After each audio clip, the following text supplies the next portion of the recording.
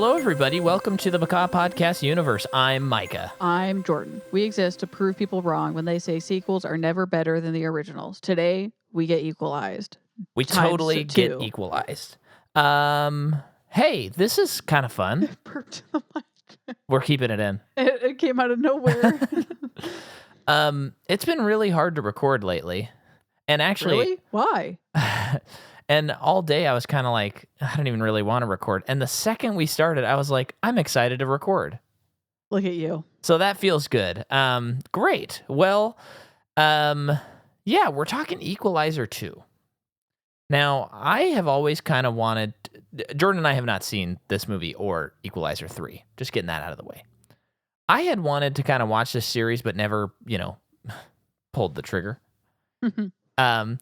And, as we discussed in the last episode, I'd seen the first movie and thought it was a good movie, solid plain movie. And so then I was, curious if that was its heights or its depths. So this is the thing about this movie. Yeah. When the trailer came out and we watched it, probably because we were at the theaters watching something else. Yeah. You said, oh, the first movie was really good. I think it's because of this trailer and what you said about the first movie. That's what maybe it was also a good trailer. That I was like, okay, this series must be really good. I probably had seen John Wick by then. Yeah. Because if anyone who's listened to our John Wick series, when that movie came out originally, I was like, ugh. Right. And I was an idiot about it. I think since seeing John Wick, totally you were. It's like, okay, it's an action movie I'm in. It's got to be great. Yeah, you would have seen... contributed to my too high expectations for the first movie. You would have definitely have seen John Wick by now, because I remember I bought John Wick 1 and 2 with some of our wedding money. I don't have to tell people that. Well, I'm just kidding. And then we had a day where we watched them back to back. And you were like, oh, and I remember you were kind of like, I don't really want to watch these. And I'm like, just trust me. And by the end of the day, when they're like in Europe and he's killing everyone, you were like, yeah. So, yeah, that would have been a little bit after we got married. So, and this movie came out in 2018. So, yeah. So I was kind of excited to watch this, but also we've been on a Shah Rukh Khan kick. So it's like, do we really want to spend, a night not watching Shah? And SRK is how he's most popularly known. Yeah. And so then we sit down to watch it, and this movie slaps and honks, and it rocks, baby. Yeah, it's pretty good. This movie's good. It cooked. It really cooked with some gas. And this one, I still really like the first one, but this is a pretty high step up. I did not like the first one. I would say even a little bit, other than everything that the Denzel of it all, he was always great. Yeah. But this was like, oh my gosh. If this was what the first movie would have been like, right, it would have been like, yeah, my expectations are met. Yeah, and it nails like the serialized nature, because we know it's based on a TV show. And I already forgot about that. Yeah, and it's like this just feels right in a way that the first one was maybe doing a lot of extra legwork. Yeah. But they somehow were able to slow down. Yeah. Well, I think the first it's not movie, a perfect movie, but there's some... What I mean about that is I think the first movie does it too, where they really establish his relationships with the people in his life, his coworkers and whatnot. Whether or not that was kind of boring or too cheesy. This movie, I think they do it just as much, but I don't know if the casting was better, the writing was better, both. Yeah. The way this movie felt like it was shot by a different person in a lot of ways. Well, let me answer that right now. Cool. Because we have the same crew as the last movie, but the cinematographer is different. That explains it.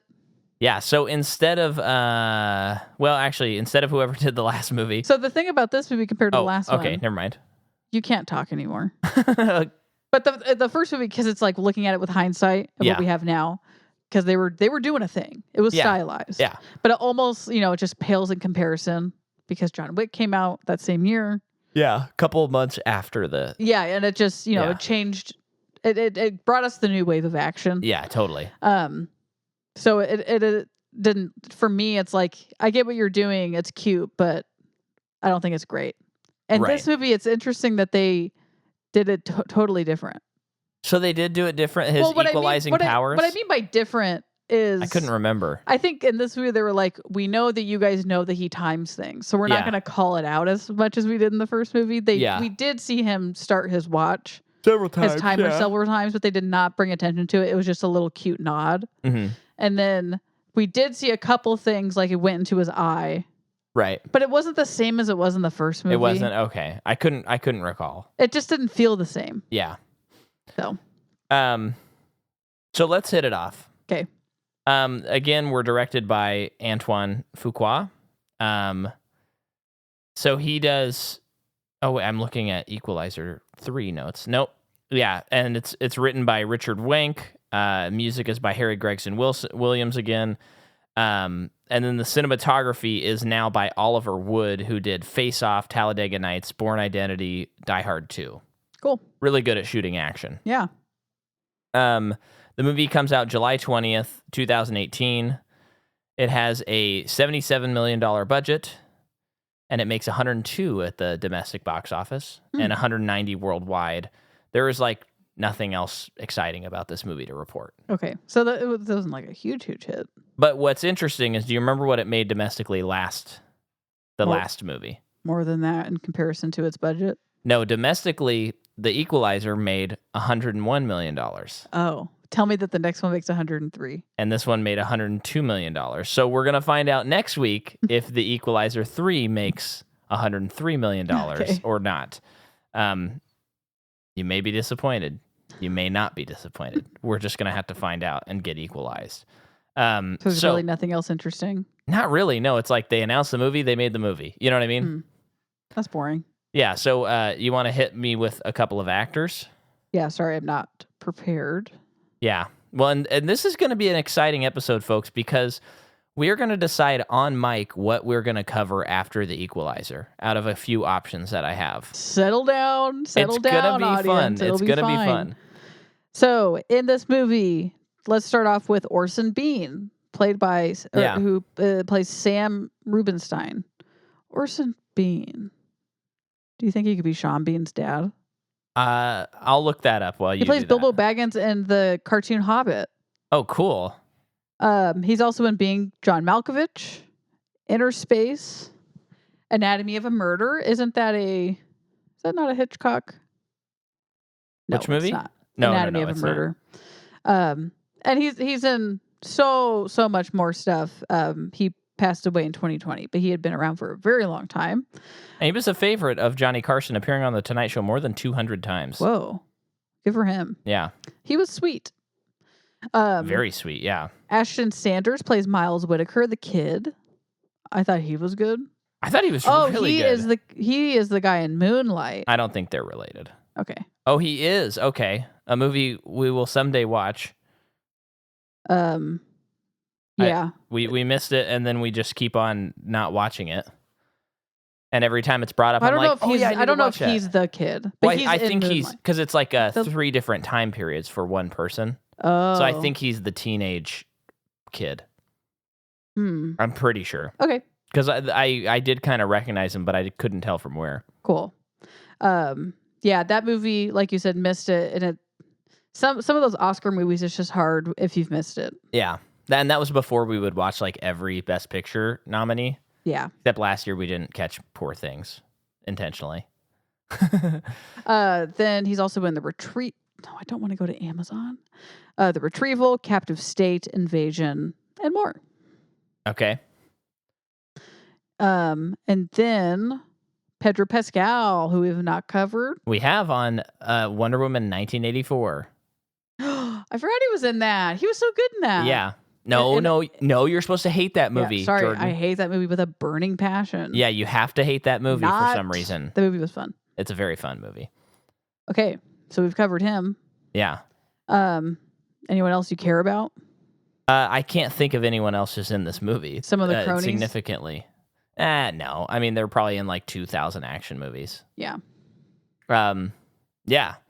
So, should we talk about what we're going to cover next? This is Denzel's first sequel. I know. I found that out yesterday. from David Ehrlich's review, where he said something to the effect of like, why did this have to be the series that he made a sequel to? But okay, so we have to talk about a couple of things that involve this movie before we get into it. And the first one is this. There is a line in this movie that's inexplicable. Did you get to the bottom of it? I'm gonna do my best. So I have to find. So Demi Adijuwibe, great follow on Letterboxd. He had this exchange on his Letterboxd. He said, "Denzel Washington, would you like something to drink?" Ashton Sanders, yeah. Denzel, come on in. He enters. Denzel, iced tea or water? Ashton Sanders, psh, what I look like? Jackie Chan. And then he says, absolutely nothing in this movie makes sense, but I cannot stop thinking about this particular exchange and what it's supposed to mean. I've Googled the words and the only results are other people trying to figure out what it means. Incredible. And so I, too, before I even read that review, was trying to figure out that exchange. And I found people trying to figure out what it means. So you didn't find out. So, like, what are some ideas? So one person said, I assume the characters would have preferred an alcoholic drink. All I can think of is that it's some joke about the Drunken Master movies, but I don't follow it. Haven't seen those in years. Someone says China and their love for tea. And then someone said, I'm not American, but isn't iced tea a thing in southern United States? And then the people are like, yeah, I think Brits are more stereotyped for liking tea in U.S. media. So that's kind of strange. What was also confusing about it is he gives the kid an empty glass. Like, you know, he says, who do I look like? Jackie Chan. And they're like, ha, ha, ha, ha. And Denzel gives him an empty glass and lets the kid fill up his own glass. So that added a layer of confusion to me. I don't. Because it's like, what do I look like? Jackie Chan? Does that mean like some person you have to wait on? Just give me a glass and I'll do it myself. Is that what he meant? I don't know. And here's another one. I watched Robot Wars recently. The villains are Asian, heavily suggested to be Chinese. An early scene has the main character beat up the villain in a kendo match and then mockingly invite him for tea. It was a pretty racist movie, I think. Okay, thank you. Wasn't there something else you were supposed to look up? Well, yeah, I did. That's something. I'm just gonna try one more. I'm gonna look at Equalizer 2 Reddit on Reddit. No stupid questions. I just watched this gem of a film, and in one scene, Denzel's character asks if he'd like something to drink. What do you got? And he says Jackie Chan. Okay. So someone's like, it's basically a joke about Asian people liking tea. It's very out of place with the rest of the movie. I was confused too about this Jackie Do you Chan think it was comment. ad-libbed? Well, I searched and Jackie Chan has a company brand of energy green tea. No. But in China, though, that's not a thing here. Yeah, I mean, it's confounding. It truly is confounding. No one knows what it is. What do I look like, Jackie Chan? So that's funny and wild. And then there was another thing where, can you explain the scene? Because I was very confused by it. What scene? I don't even remember. The sugar and flour scene. Oh, this is at the end of the movie when the bad guys are pursuing the Equalizer. Yeah. And he goes into a bakery and there are bags of flour and sugar, maybe just flour on the tables. Mm-hmm. And he opens all of them up and they're all spilling onto the ground. And then he turns on fans to get the flour moving around the room and stuff. Mm-hmm. And then the guy shows up and throws in like what kind of bomb? Like a little grenade, or is it just like a smoke I know they bomb? were using like flashbangs earlier. I'm assuming it would just be that, right? Yeah. And then there was some kind of presumably chemical reaction. And then the whole building like blew up. And it like the guy got caught in it and died. So I found this when someone on Reddit asked the question. Sugar and flour are extremely energy dense. It's why we eat them. They also burn readily. If they are in powder, in air, they can burn rapidly in a chain reaction we call an explosion. Okay, jerk. Flour mills can actually be pretty dangerous if the people in them aren't careful. Hot machinery, open flames, and sparks can be disastrous when there's lots of flour in the air. Even today with modern equipment and safety, there can be explosions. Oh, okay. So I guess that seems like, do you think that falls under a, like they're assuming too many people know about this, and yeah, no one does? I think it's fine, but it's like one of those things. For some reason, I'm thinking of Old. Okay. And remember in Old, there's a scene where with the knife and the rust. yeah, and then someone's like, rusty knife. It'll get in the bloodstream. Or they like explain it. And it's one of those things where it's like, I got that. But M. Night wants to over-explain, which he's want to do, and that's part of the fun of his movies. We can't get into the dialogue discussion, which you and I agree with. Get over it. His dialogue rocks. But I've heard people, like make fun of that line, and it's like, but I do kind of feel like 80% of the audience is maybe not like they would just be like, what? Yeah. How come that killed the guy? And maybe it's like we really need people to be in the moment and not be wondering why it's killing him. Because it's a really huge scene, Yeah, and so we're going to over-explain it. It's like you almost do need someone being like, flour, sugar, it's dense, it'll explode, or something. But also, we do get it from the images, but I was confused by it. A lot of movies would like earlier in the movie. I don't know what the situation would be, but there's a bunch of flour around, and someone's like, "Turn that fan off! You're gonna get flour in the air, and you're just now turning on your I don't know, something like don't." I mean, this is so dumb. Like, don't light a match. I don't know. But I also it doesn't bother me in this movie. No, but it did. It was like, wait, what happened? Right. Because I thought two guys were coming in from a different direction, and one blew up the other, or like they both put a right. And I was like, thing "What in are you there, talking?" I guess we were up. confused, so that it did kind of mess us up. Yeah. So, but now we learned something. Yeah, and I think Bill Nye the Science Guy would be pretty proud of us. It's interesting that this is 3 movies right off the top of my head, directed by Antoine Fuqua, that end with a Home Alone style sequence. What's the other one? Shooter, Equalizer, and Equalizer 2. They all end with this sort of thing where it's like, get the bad guys somewhere, kill them all in fun ways, and walk away. I mean, it is kind of an us versus them classic scenario. Yeah, I think he loves it. So let's talk about the movie. Let's do it. So the movie begins, and we are on a train in Turkey. Yeah.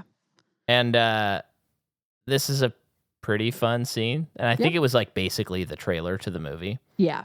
And so he's in like garb. He's got like a beard and Muslim. Yeah, and like one of those hats that they wear. And I don't know specifically. Yeah, I don't know if they're called hats. So maybe don't say the hats they wear. Yeah, apologies if I mess that up. I just don't know what it's called. But yeah, he is in disguise. Yeah. He is watching first of all, though, put me on this train. This looks so like a wonderful ride. Gotta go there. He is watching a little girl who is with another lady and a guy. Guy gets up and leaves. He eventually leaves and follows him. Goes to a bar. The bar is closed, but they have a friendly rapport, and the guy's like, open up the bar for this guy. Get him what he wants. Yeah. And then he just wants tea. What does he look like? Jackie Chan? Well, maybe he does. Because he got tea. But Denzel is just too good for this movie. And he's working way too hard. Well, this is the whole thing. There is literally a scene in this movie, which we'll get to, where I'm like, in a different movie, this would be like the Oscar reel clip. Like, it's such an unbelievable scene. And I think that's part of why I'm really liking these is it's like, it's kind of like your B action movie, but Denzel brings such a gravitas that you're like, well, I take it a little more seriously than a B movie. He's taking it seriously, so I better too. And he's teaching me lessons about being a good person. He's telling the guy that he heard that on this train is a man who kidnapped his daughter, and it's not for love for his daughter. It's to punish his wife and make her suffer in the worst way imaginable for her by kidnapping their daughter. And the guy's like, well, I wouldn't follow a guy like that. He sounds pretty dangerous. And it's clear that they both know who each other are, you know? So then that guy gets his friends to fight him. Yeah. Get the little stopwatch thing. Yeah. He kills. They get absolutely equalized. They get equalized like that. Yeah. And then he tells the guy, like, you got to give me the girl. Do you think he killed in the TV show? Yes. 80s? This is the 80s? Absolutely. Yeah. I don't think he did. I think he did. All right. I think that it took a while for America, I feel like, to get to a point where we don't just kill people. I mean, I'm watching. Really? Yeah, I mean, I have been watching X-Files. I'm on season 7. And I feel like kind of just now they're not just straight up killing the bad guy because he's bad. Oh, really? Okay. Well, Or the bad guy's not just dying anymore. yeah. There's sometimes a little bit more meaning to it. Yeah. Yeah. All right. Well, then we, he's back in Boston. He's a Lyft driver. Beautiful showcase of Boston. Yeah, Jordan always gets excited. It's like, calm down, okay? We know you've spent time in Boston. This movie is takes a while to get going. And you know Like the what? first one. I like that. Yeah. It's just done better in this movie. I think it's like you said, it's serialized feeling. Yep. And it's got to be that cinematographer. Like this is proof of a good cinematographer versus just not as good of one. But yeah, he's a Lyft driver, and you see that he one has some regulars, like that one guy, Sam, who is a Holocaust survivor. Yeah. Very, very old man. And his life goal now is there's a very famous, expensive painting of his sister that has been auctioned, and he's trying to prove that it's his.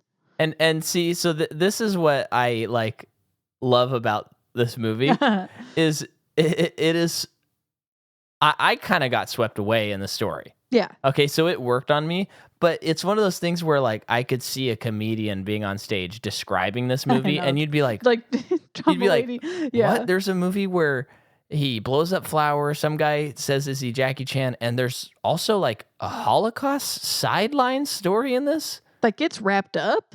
What are you talking about? What is this movie? I know. And so it's very strange. It is. And when you take a step back, it's like, were we tricked last night into liking that movie?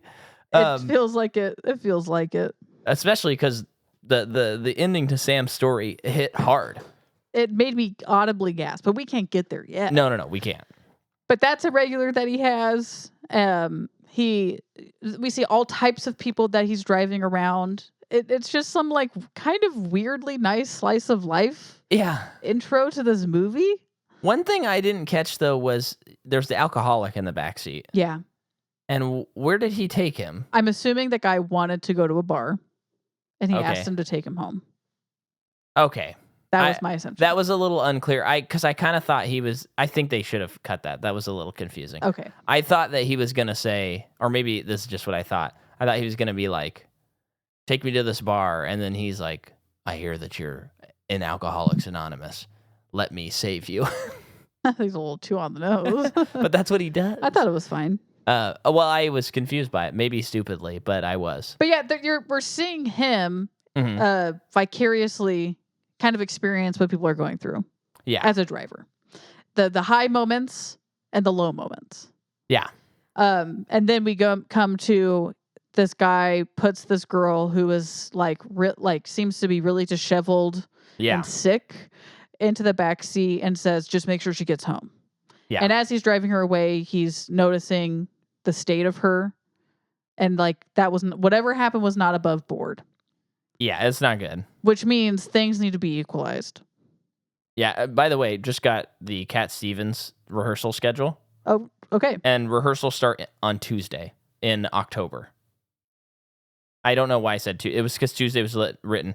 So I think I had it mixed up, and I think it starts the second week of October. Can we talk about this later? No, it's just great because I won't have to miss anything. Okay.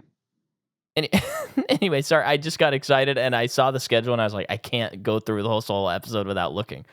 So go ahead.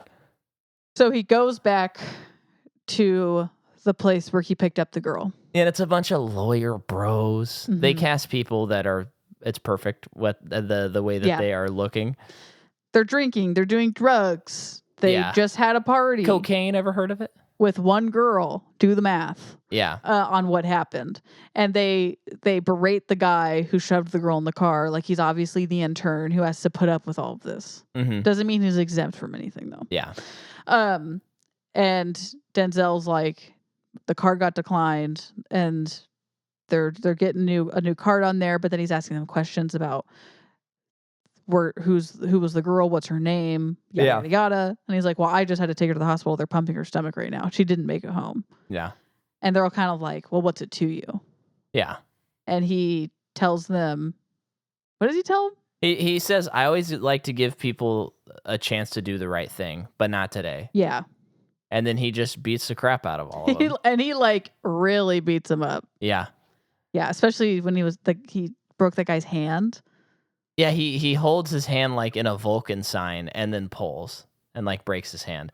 It is funny. Another thing I noticed about this movie, and I said this to Jordan while we were watching it, like it's amazing that like violence on screen can still affect us because we've seen so much of it. But there were many points in this movie where I was like, "Oh, that's grody. Yeah. Like that's intense." Yeah.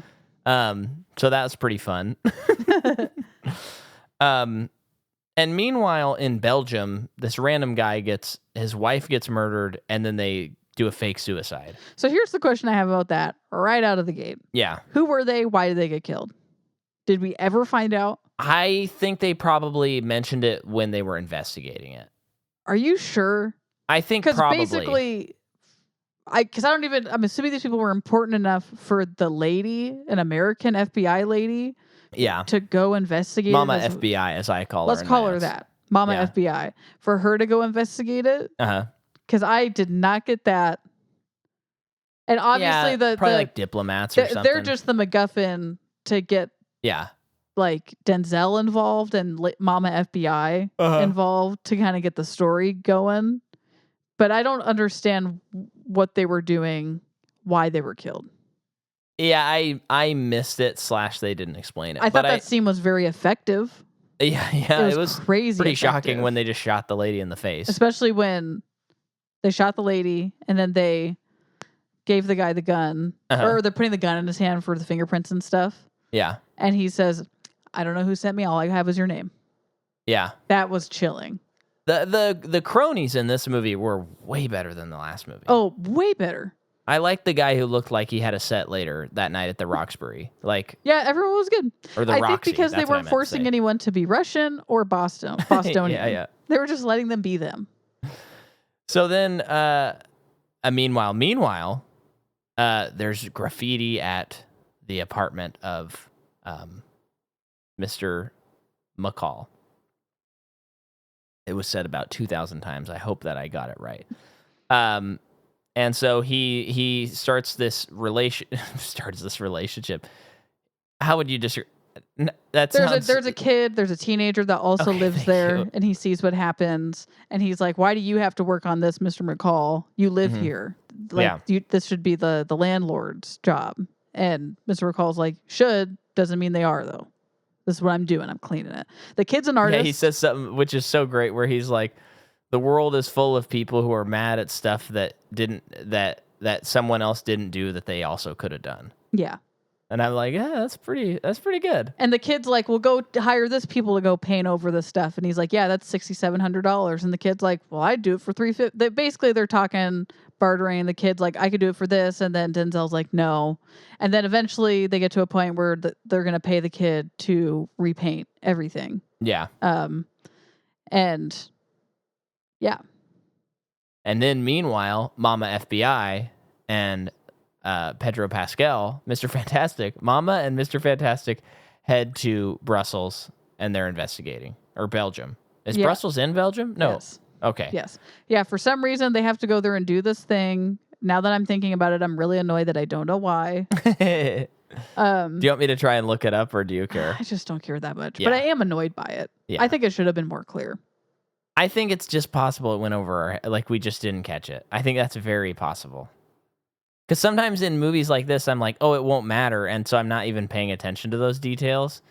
You know what I mean? And then you're like, oh, crap. I just feel like the last movie, they over-explained everything like that. So, like, to death. And this movie was like, you just needed a little bit more, maybe? Yeah, I don't know. I guess you're right. But I guess at the end of the day, I'm glad that they went in a way simpler than the last movie. Yeah. The last movie was so boring when it went ever to the bad guy stuff. And this stuff clipped along at a much faster pace. So this time it's personal. They're at Brussels, and then Mama FBI gets attacked and killed. She does. By two random people. Yeah. And then when Denzel finds out, yeah, that is such a great reaction on the phone. Oh yeah, that's like masterclass acting stuff, because I think anyone else would go, even if they're trying to do the stoic reaction, because we can't hear the other line. He just answers the phone. He says a joke, and then he just gets quiet. He gets quiet, and then it's like dollying in on him for like 5, 6, 7 seconds, and he's not saying anything. And then he says, "Okay." Then it's like 5, 6 more seconds, and he says, "Okay," gets off the phone, and that's it. And it's so powerful. I mean, this guy is unbelievable. It's crazy. And then when he goes to the funeral wake, whatever, he doesn't go in until everyone's left. And at first I was like, when he just got out of the car and sat on the stoop across the street, I thought like, oh, it's a little weird, but not that weird. And then I thought, oh yeah, he's dead. Right. He does have to wait for everyone to leave.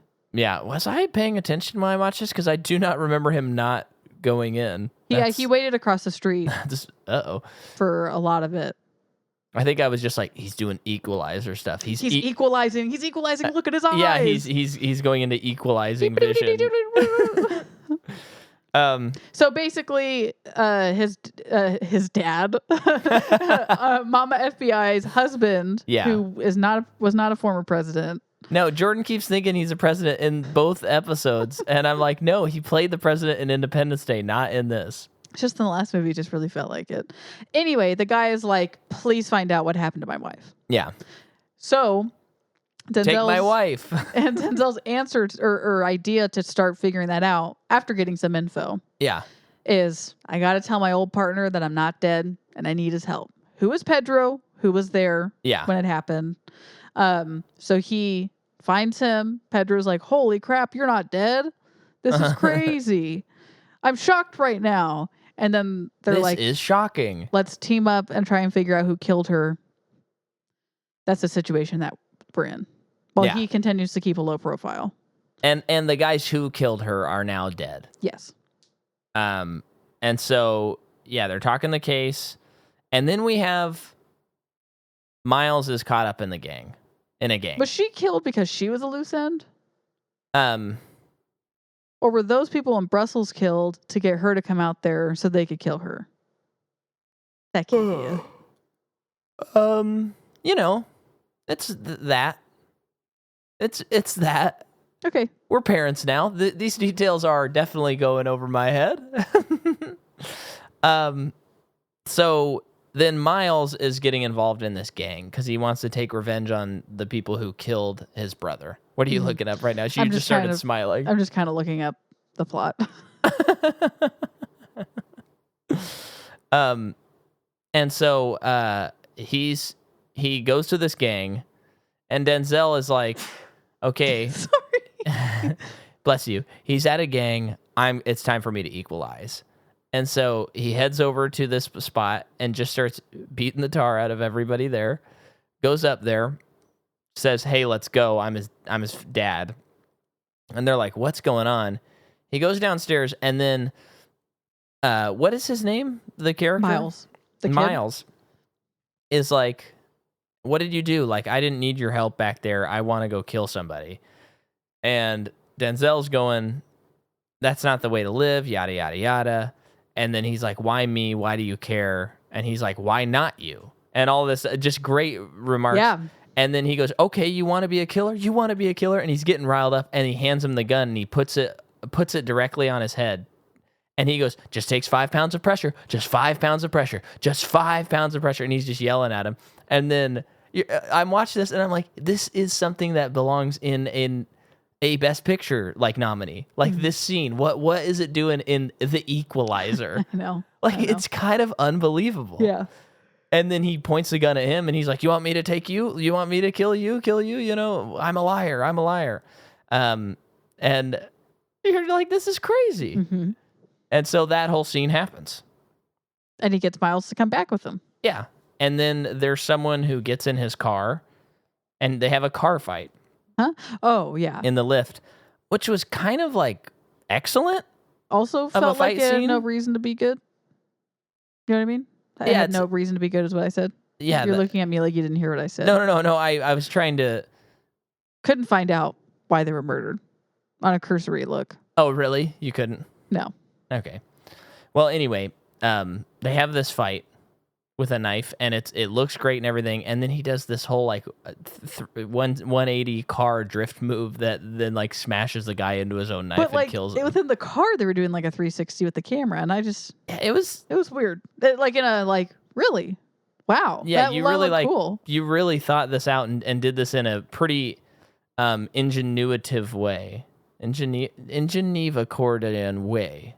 What is it? In an ingenious way. Sure. Okay. There was a lot of ingenuity on display. So they have that car fight, and it was funny because when him and Pedro talked in the Mall of America of the Mall of America in Boston, just in the park. It's just one of those classic things where if you've seen like 10 action movies, you're like, oh, okay, so his partner's the bad guy and he's behind everything. Mm-hmm. And of course he is. Mm-hmm. There was a second, though, where I was like, he is with his family. We're seeing him with his family, and he's being very cute with his kids. Like, maybe he's not, but I'm sure he still is. Mm-hmm. And, also, the casting is a little... Right. Not surprising. And so he finally discovers that Pedro is the bad guy. And he does this whole thing where he calls his phone that proves it from a phone off of one of the bad guys. The guy in the taxi cab. Okay, I guess I didn't see him, or I don't remember him taking his phone. Yeah, that's what it was. I didn't really watch this movie. Yeah, apparently not. And apparently I didn't. I didn't watch the first. You didn't watch the first half. No, you. We're parents. I didn't watch the first half. You didn't watch the second half. Together, we watched the movie. Great. So, okay, where are we at now? So he finds out about Pedro? Yeah, and I wrote that Pedro's just killing it. And he has a speech where he's like, there is no sin and there's no virtue. There's just people doing... There's just shit people do, is what he says. Amen. And he... Oh, you agree with that? I don't know. But he said that he's doing the same thing that they were doing when Denzel was his partner. They were killing people for the government. Now he's just doing it for money. What's the difference? And Denzel's like, well, there were bad guys we were killing. And it's like, no, I mean, were they? Who told us that? Yeah. And people I'm killing now, are they? I don't know. People just pay me to do it, you know? And something I simultaneously will criticize about this movie, but also I kind of love about the movie is that they bring up a pretty big idea and they don't do anything with it.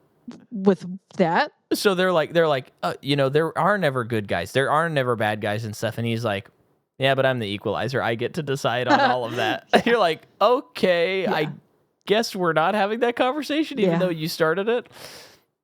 Pretty funny. Yeah. But I also kind of love that the whole... It's hilarious that we're going to get through 3 of these movies, and McCall is not going to have like any character development at all. It's just no, absolutely and not. I don't want him to. Yeah. To be clear, I just think like, they gave him this to is us how it developed. Is. Yeah, this is how it is. Okay. I expect the next movie to not be good, by the way. I think that this will be... I don't know. I just have a feeling that this will be the only good one. Because as we're talking about it, it's like, this movie's not that good. No, it just hits correctly. Yeah, I was in the right mood for it.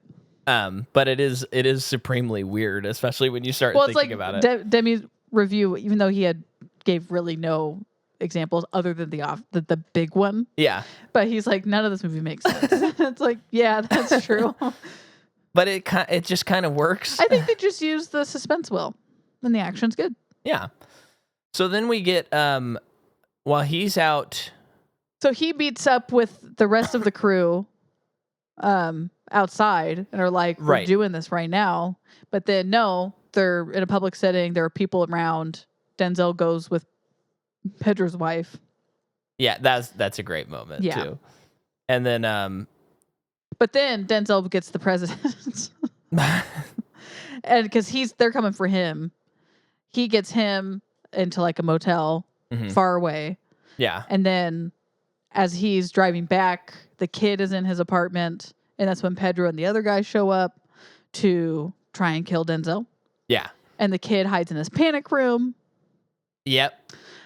Pretty cool sequence. A lot of tension, and there's a mirror that the kid can see out of, but Pedro can't see in, and he's staring at it for a while and trying to see if it's one of those mirrors. Yeah, kid left the panic room way too fast. Oh my gosh, yeah. Like you said, I'd be in there for like hours. Yeah, I'd probably be pissing my pants in there. Yeah, I said piss and shit on this episode. Okay, jeez. But we'll edit it all out. Oh crap! Just like Comedy Bang Bang, our editing machine is broken. So they get the kid.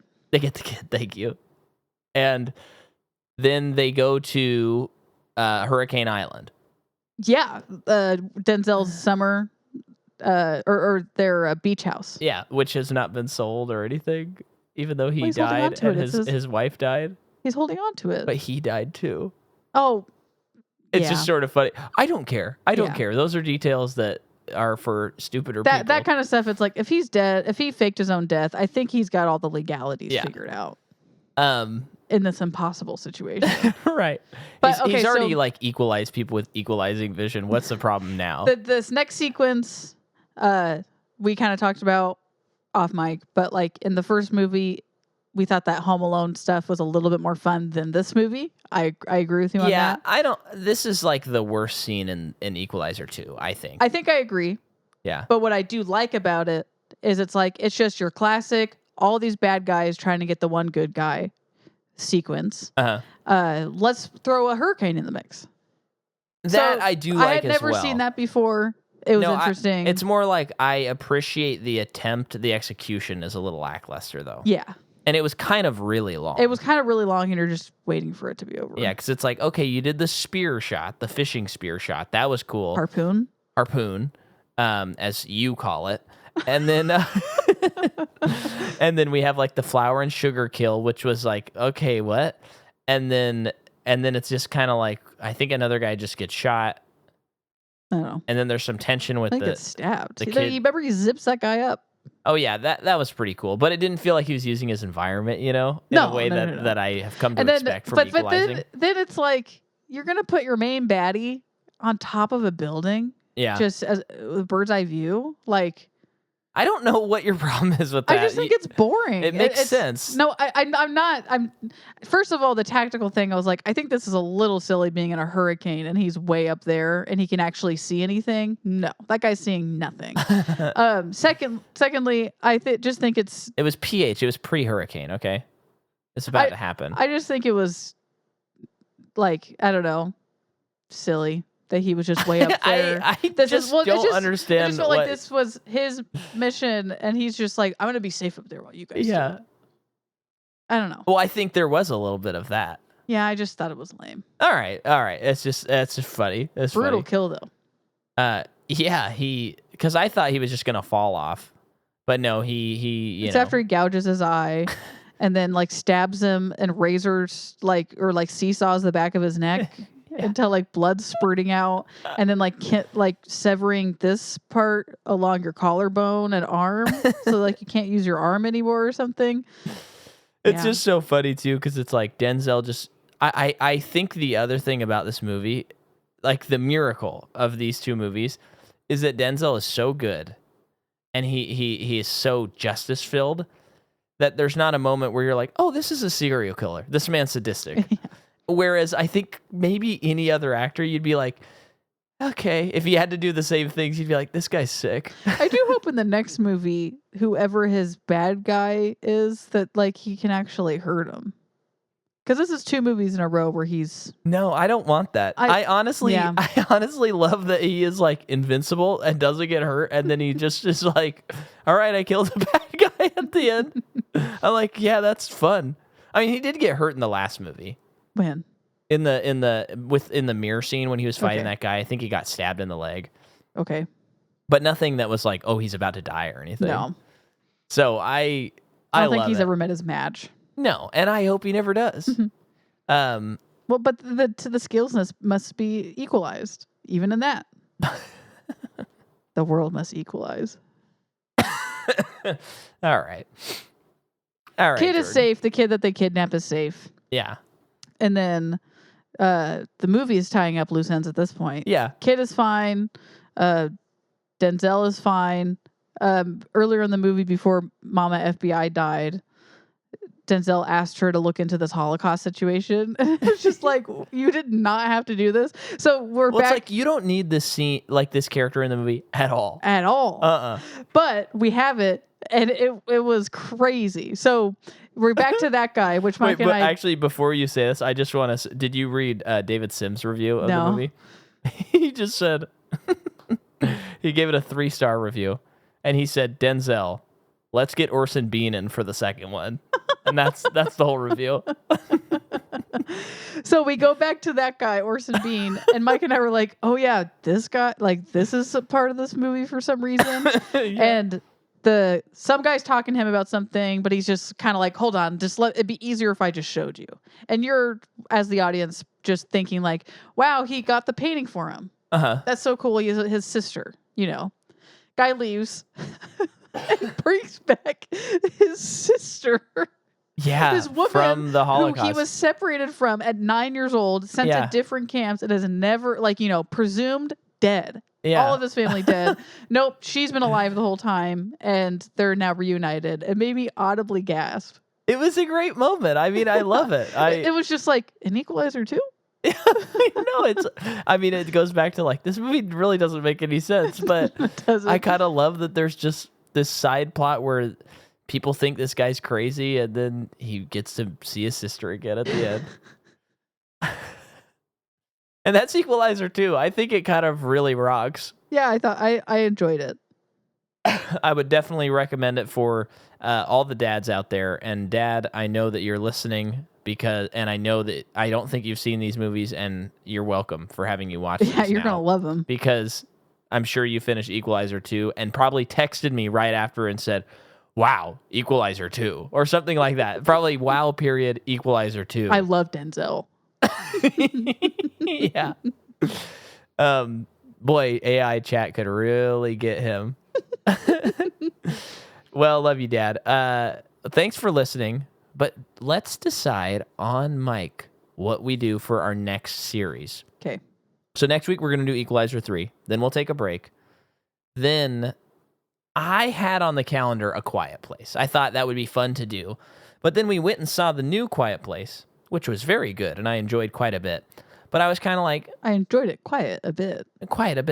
But I did think like, well, these movies all kind of have the same, setup and execution. And that's not bad. It's just one of those things where I was like, I just don't know if I want to like watch them all again so recently after watching this new one. I don't. Okay. So I thought of several others we could do. One route. What was that? Well, I did see one of our neighbors walk by. Okay. Was it from behind you? I think so. Yeah. I think it's that big fence.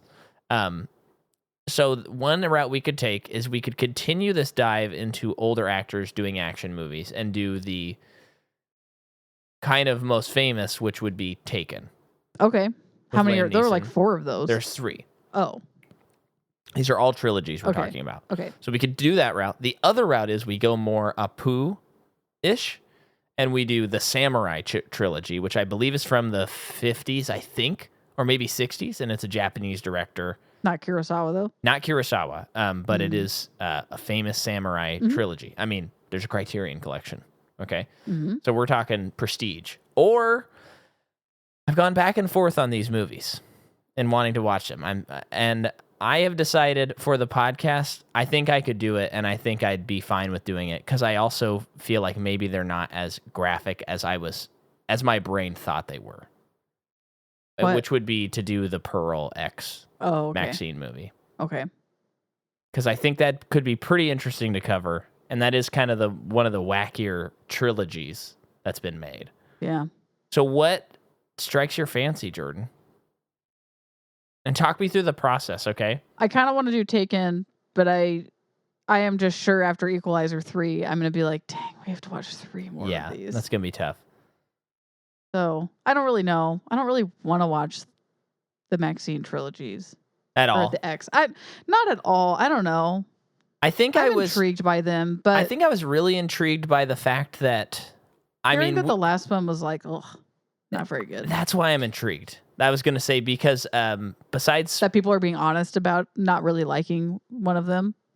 besides people that we know that really like them, I have basically read that like the last act of Maxine is like some of the stupidest stuff that's ever been put to film. Yeah. It's not really, but being hyperbolic. And so I am kind of interested to see now that the dust has settled, because there was kind of such a hype around X and Pearl, and it's like, are those movies any good? Like when you don't have like the shroud of I went and saw it in theaters and it was crazy and stuff. So that was kind of what I was like, yeah, it would be interesting to see. But if we don't want to do it, that's fine too.